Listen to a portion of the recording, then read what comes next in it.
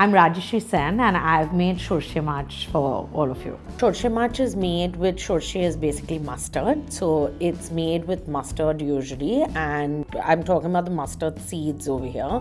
And it's very quintessential to Bengali cuisine. There is a fallacy that everything in Bengali food is cooked with mustard. That is not true at all.